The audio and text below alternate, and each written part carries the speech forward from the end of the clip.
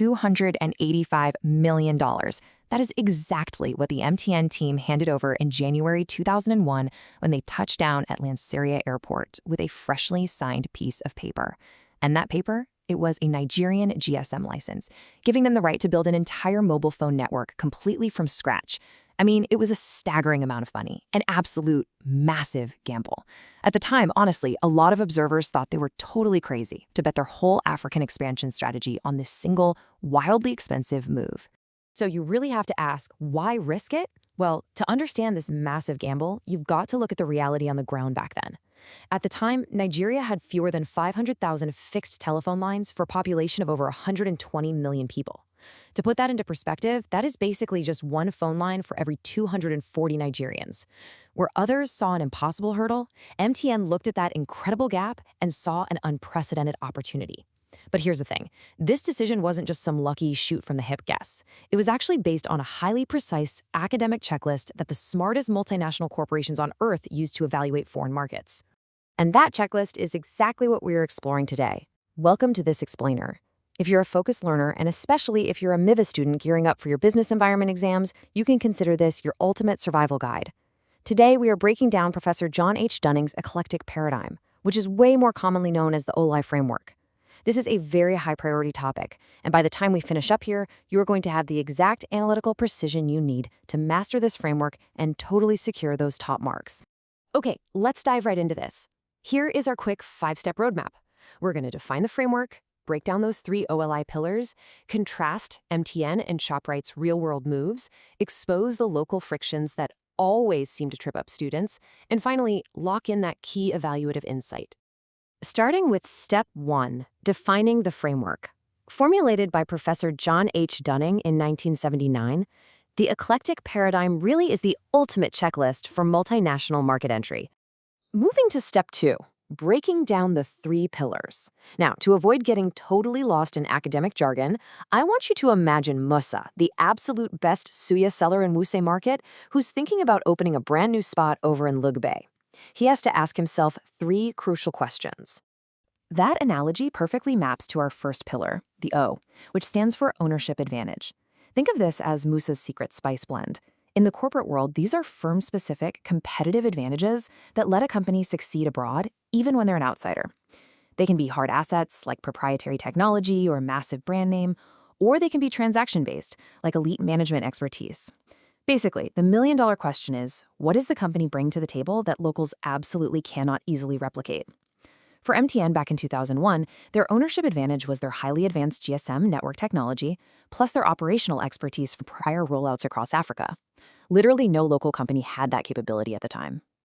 Next up, we have the L, representing location advantage. Going back to Musa, this is that new bustling housing estate in Lube.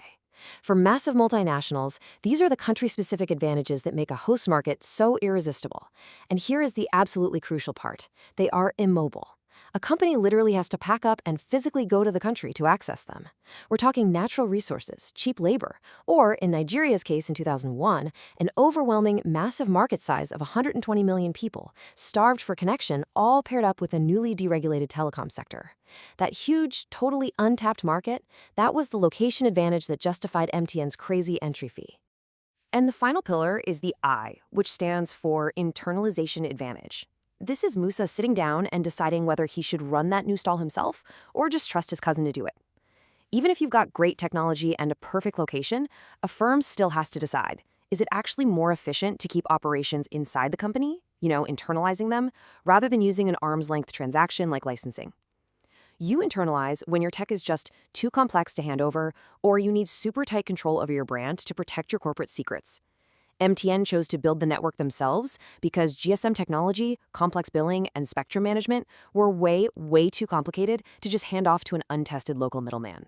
Now, what's really interesting about this matrix is seeing how these pillars combine to dictate your exact entry mode. When O, L, and I are all strong across the board, the theory says you go for a wholly owned subsidiary. That gives you maximum control, just like MTN did.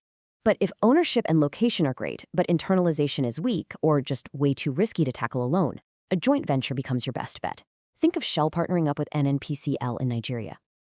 And then, if internalization is actually a negative, meaning running it yourself is just too costly or inefficient, The firm should honestly just step back and franchise or license. That is exactly what the grocery chain Shoprite attempted to do later on. Which brings us perfectly to step 3, contrasting MTN and Shoprite. Applying this academic theory to real-world trajectories really proves that the OLI framework isn't just a static one-time calculation. It's a living, breathing assessment. And juxtaposing these two brilliantly illustrates that point. On one hand, MTN hit the jackpot with perfect OLI alignment in 2001. They had superior tech, a huge market, and the need for direct control, which resulted in a wildly successful wholly owned subsidiary. But then, look at Shoprite. They entered Nigeria in 2005 with totally acceptable OLI conditions, but over the next 16 years, their location advantage just utterly collapsed. The Naira devaluation made their imported goods way too expensive for regular folks, and central bank forex restrictions made bringing profits back home almost impossible. Their location advantage literally morphed into a liability, forcing them to sell out to local investors and try a franchise model that, sadly, eventually failed. So Shoprite's exit wasn't just some random business failure. It was the logical mathematical output of an OLI framework that simply stopped working. All right, step 4, local frictions and pitfalls. Now, if you are studying for the MAVE exam right now, please pay close attention. This section is exactly where exam marks are won or lost. Let's hit a massive demystification moment right now so you can avoid the most common traps.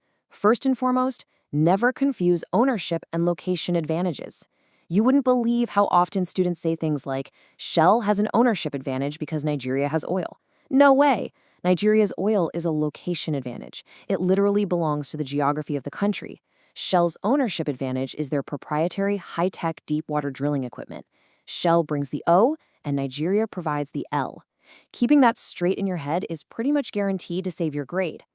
Also, remember that a wholly owned subsidiary isn't always the holy grail of entry modes, and you absolutely cannot ignore the hidden local costs of doing business.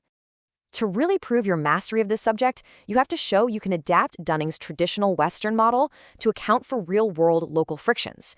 Number 1, policy instability. As Shoprite learned the hard way, a massive consumer market, which is a great LI advantage, can be wiped out overnight by sudden forex policy shifts. Number 2, infrastructure deficit.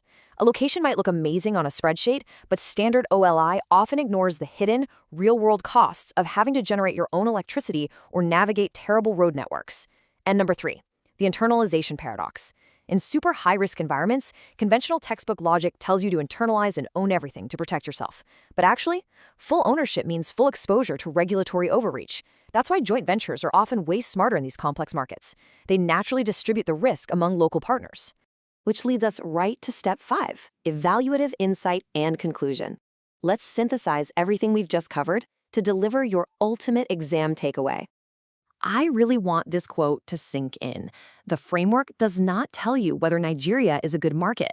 It tells you whether your company has the right configuration to succeed in it. You see, a market can boast an absolutely incredible location advantage, but if your specific company doesn't have the unique ownership advantage to beat out the local rivals or the right internalization strategy to protect your hard-earned profits, you are going to fail, period. It's a harsh truth, but this is the exact logic running through every single global boardroom right now when executives are sitting around deciding if a new market is actually worth the risk. So, I'm going to leave you with this final, provocative thought. Is your company's OLI actually strong enough?